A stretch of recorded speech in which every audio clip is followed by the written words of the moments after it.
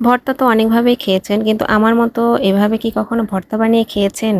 আমি কিন্তু একদম অন্যরকমভাবে কালিজিরাটা ভর্তা করি। তো আমি কিভাবে ভর্তাটি করেছি আপনাদের সঙ্গে অবশ্যই শেয়ার করব। তো হ্যালো এভরিওয়ান, আসসালামু আলাইকুম। Welcome back to my channel.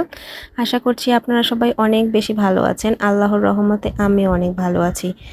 তো আজকের আমি এই কালো জিরা ভর্তাটা কিভাবে বানিয়েছি আপনাদের সঙ্গে অবশ্যই শেয়ার করব। তো চলেন আর কথা না বাড়িয়ে রান্নাঘরে যাই এবং রান্নাটি শুরু করি। তো রান্নার জন্য ফার্স্টে আমি একটি ফ্রাই প্যান নিয়েছি। তো ফ্রাই প্যানের ভেতরে কালো জিরাগুলো দিয়ে দিয়েছি। তো কালো জিরা দিয়ে একদম লো হিটে কালো জিরাগুলো ভেজে নেব। কালো জিরা কিন্তু ভাজতে হলে বেশি কিন্তু মানে হাই হিটে ভাজা যাবে না, তাহলে কিন্তু তিতা হয়ে যাবে। কারণ কালো জিরা কালো পুড়লেও কিন্তু বোঝা যাবে না। এই জন্য বুঝতে হবে যখন কালো জিরা থেকে একটা চিটচিট শব্দ হবে তখন কালো জিরাগুলো নামিয়ে নিতে হবে। আমি খুব সুন্দরভাবে কালো জিরাগুলো একদম লো হিটে ভেজে নিচ্ছি, নিয়ে নামিয়ে নিয়েছি। নিয়ে আবারও ফ্রাই প্যান বসিয়ে দিয়েছি। ফ্রাই প্যান বসিয়ে দিয়ে এবার দিয়ে দেব পেঁয়াজ, কাঁচামরিচ আর রসুন। তো পেঁয়াজ, কাঁচামরিচ আর রসুন দিয়ে খুব সুন্দরভাবে ব্রাউন কালার করে ভেজে নিতে হবে। তো আমি এখানে কাঁচামরিচ একটু বেশি দিয়েছি। আপনারা আপনারা কেমন ঝাল খাবেন সেই অনুযায়ী দিতে পারবেন। আবার অনেকে চাইলে শুকনো মরিচও দিতে পারবেন। তো আমি তেমন একটা শুকনো মরিচ খাই না, কাঁচামরিচ দিয়ে বেশি খাই, এজন্য কাঁচামরিচ একটু বেশি দিয়েছি। দিয়ে এটা একটু ঝালও ভর্তা খাওয়া হবে, আবার কালো জিরা ভর্তাও খাওয়া হবে, এই জন্যই কাঁচামরিচটা একটু বেশি দিয়েছি। তো আপনারা আপনাদের যেমন আপনারা ঝাল খাবেন তেমন দিতে পারেন। তো আমি এখন খুবই সুন্দরভাবে একদম ব্রাউন কালার করে ভেজে নেব। একটু সময় নিয়ে ভাজলে কি হবে, তাহলে খুবই সুন্দর একটা ফ্লেভার বের হবে, খেতেও ভালো লাগবে। আর মনে রাখতে হবে বেশি একটা পোড়ানো যাবে না, বেশি পোড়ালেই কিন্তু কালো জিরা ভর্তাটা তিতা লাগবে। এটাই কালো জিরা ভর্তা তিতা লাগার কারণ।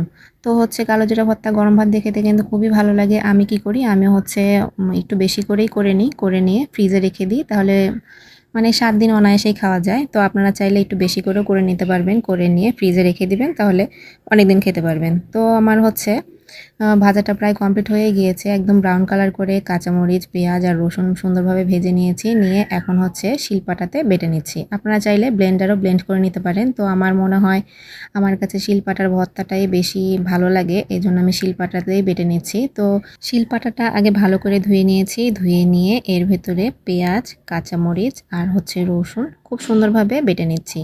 তো পেঁয়াজ, রসুন আর কাঁচামরিচটা আমার বেটে নেওয়া হয়ে গিয়েছে। এখন আমি এর ভেতরে দিয়ে দিচ্ছি কালো জিরা, যেগুলো ভেজে রেখেছিলাম সেই কালো জিরাগুলো দিয়ে দিচ্ছি। দিয়ে এখন সুন্দর করে মিহি করে বেটে নেব, যেন কোনো দানাদার যেন ভাব না থাকে, তাহলে ভর্তাটি খেতে অনেক মজা লাগবে। এই জন্য আমি একটু সময় নিয়ে খুব সুন্দরভাবে মিহি করে বেটে নিচ্ছি। তো কালো জিরাগুলো আমার মিহি করে বেটে নেওয়া হয়ে গিয়েছে। তো এর ভেতরে এখন আমি লবণ দিয়ে দিচ্ছি। একদম স্বাদ মতো লবণ দিবেন, বেশি লবণ হলে কিন্তু আবার খেতে ভালো লাগবে না। এই জন্য বুঝে শুনে স্বাদ মতো লবণ দিবেন, যে যতটুকু লাগবে ঠিক ততটুকুই দিবেন। তো লবণ দিয়ে আমি আবারও বেটে নিচ্ছি। লবণ দিয়ে সুন্দরভাবে বেটে নেওয়া হয়ে গিয়েছে। এখন আমি এর ভেতরে সরিষার তেল দিয়ে দিচ্ছি। সরিষার তেল দিয়ে সুন্দর করে মাখিয়ে নিচ্ছি। সরিষার তেল দিয়ে সুন্দর করে মাখিয়ে নিয়ে এখন আমি ভর্তাটি তুলে নিচ্ছি। এখন যদি আপনি গরম ভাত দিয়ে খান, এই ভর্তাটা খেতে এতটাই মজা লাগবে, একদমই তিতা লাগবে না। ফাইনালি আমার ভর্তা বানানো একদম কমপ্লিট হয়ে গিয়েছে। আমার কাছে তো কালো জিরা ভর্তা খেতে খুবই ভালো লাগে। আপনাদের কাছে কেমন লাগে অবশ্যই কিন্তু জানাবেন। তো আমার এই কালো জিরা ভর্তার রেসিপিটি আপনাদের কেমন লেগেছে সেটাও কিন্তু জানাবেন। তো আজকের ভিডিওটি আর লং করছি না, দেখা হয়ে যাবে নেক্সট ভিডিওতে। সেই পর্যন্ত সবাই ভালো থাকবেন, সুস্থ থাকবেন, নিরাপদে থাকবেন আর আমাদের সকলের জন্য দোয়া করবেন। আল্লাহ হাফেজ।